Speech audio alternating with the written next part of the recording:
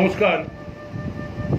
খর্দ theatre zone উপস্থিত সকলকে জানাই আন্তরিক শুভেচ্ছা এবং অভিনন্দন। আজকের এই মঞ্চে আমরা মঞ্চস্থ করতে চলেছি কবিগুরুর রচনা রক্তকরবী অবলম্বনে আমাদের নাটক রক্তকরবী। নির্দেশনায় তপন দাস, আলো এবং শব্দ সংযোজনা সাগর দাস, মঞ্চ ভাবনা তপন দাস, পরিবেশনায় খড়দহ থিয়েটার জোন। শুরু করছি নাটক রক্তকরবী।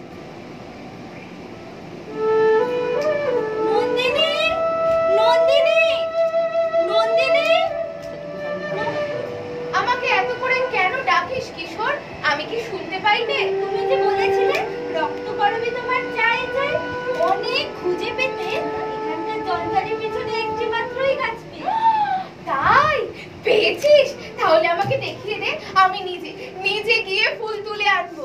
অমন কথা বলো না নন্দিনী, নিষ্ঠুর হয়েও না। তোমাকে আজ থেকে আমি ফুল জোগাবো, এ আমার নিজের ফুল। কিন্তু এখানকার জানোয়াররা যে তোকে শাস্তি দেয়, আমার যে বুক ফেটে যায় কিশোর।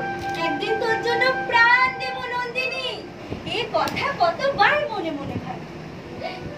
তুই তো আমাকে এত দিলি কিশোর, আমি তোকে কি ফিরিয়ে দেব বলতো? এই সত্যটি কর নন্দিনী, কি আমার হাত থেকেই রোজ সকালে ফুল নিবি?